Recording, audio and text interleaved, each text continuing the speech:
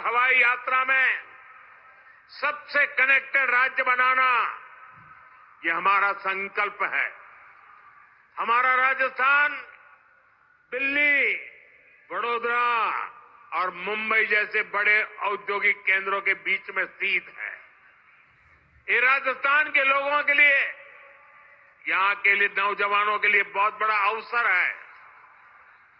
इन 3 शहरों को राजस्थान से जोड़ने वाला जो नया एक्सप्रेसवे बन रहा है, ये देश के सर्वश्रेष्ठ एक्सप्रेसवे में से एक है। मेज नदी पर बड़ा पुल बनने से सवाई माधोपुर, बूंदी, टोंक और कोटा जिलों को लाभ होगा। इन जिलों के किसानों के लिए दिल्ली, मुंबई और वडोदरा की बड़ी मंडियां, बड़े बाजारों तक पहुंचना आसान हो जाएगा।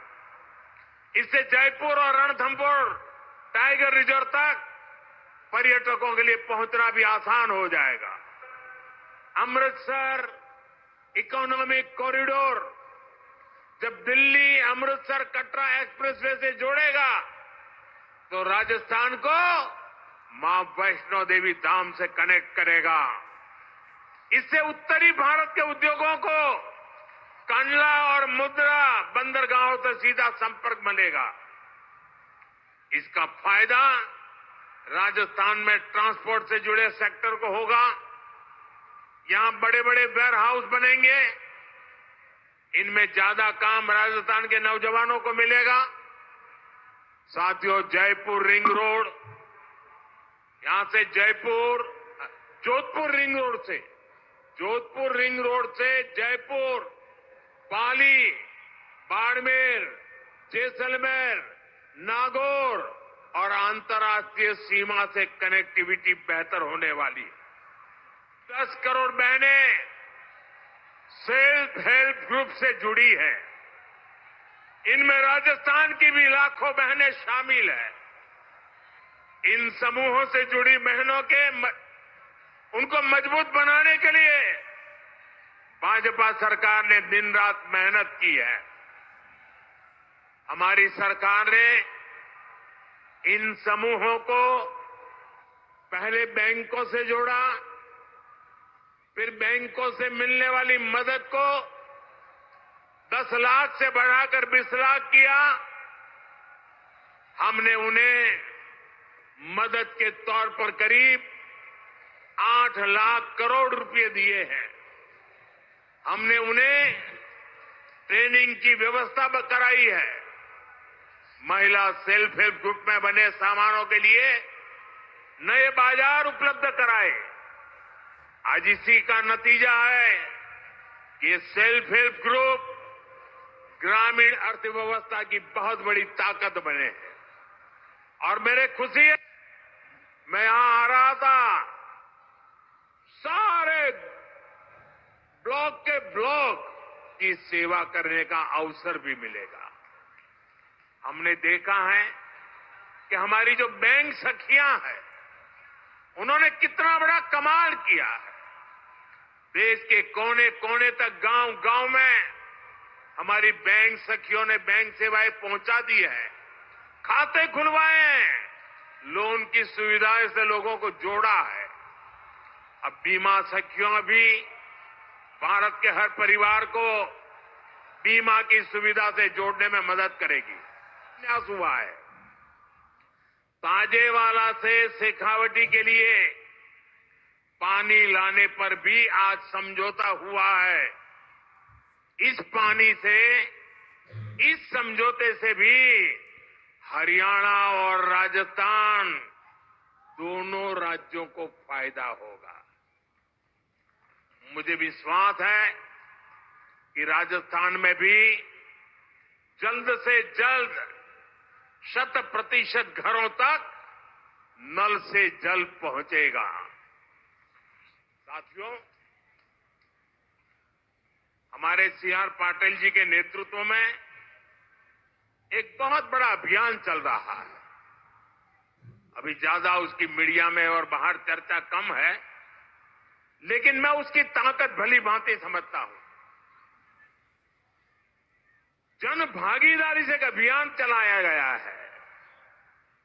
रेन वाटर हार्वेस्टिंग के लिए रिचार्जिंग वेल बनाए जा रहे हैं। शायद आपको भी पता नहीं होगा, लेकिन मुझे बताया गया कि जन भागीदारी से राजस्थान में आज डेली रेन हार्वेस्टिंग स्ट्रक्चर तैयार हो रहे हैं। भारत के जिन राज्यों में पानी महीनों में अब तक करीब करीब 3 लाख रेन हार्वेस्टिंग स्ट्रक्चर बन चुके हैं। मैं पक्का मानता हूं कि वर्षा के पानी को बचाने का ये प्रयास आने हमारी धरती मां की प्यास को बुझाएगा। और यहां बैठा हुआ, हिंदुस्तान में बैठा हुआ कोई भी बेटा, कोई भी बेटी कभी भी अपनी धरती मां को प्यासा रखना नहीं चाहेगा। गुजरात में एक जैन महात्मा हुआ करते थे। करीब 100 साल पहले उन्होंने लिखा था। बुद्धिसागर जी महाराज थे, जैन मुनि थे। उन्होंने करीब 100 साल पहले लिखा था, और उस समय शायद कोई पढ़ता तो उनकी बातों में विश्वास नहीं करता। उन्होंने लिखा था 100 साल पहले, एक दिन ऐसा आएगा जब किराने की दुकान में पीने का पानी बिकेगा। 100 साल पहले लिखा था। आज हम किराने की दुकान से बिस्लेरी की बोतल खरीद के पानी पीने के लिए मजबूर हो गए हैं। 100 साल पहले कहा गया। नदियों को जोड़ने की ताकत क्या होती है, वो मैं गुजरात में करके आया। नर्मदा का पानी गुजरात की अलग अलग नदियों से जोड़ा गया। आप कभी अहमदाबाद जाते हैं तो साबरमती नदी देखते हैं। आज से 20 साल पहले किसी बच्चे को अगर कहा जाए कि तुम साबरमती के ऊपर निबंध लिखो, तो वो लिखता कि साबरमती में सर्कस के तंबू लगते हैं, बहुत अच्छे सर्कस के शो होते हैं। साबरमती में क्रिकेट खेलने का मजा आता है।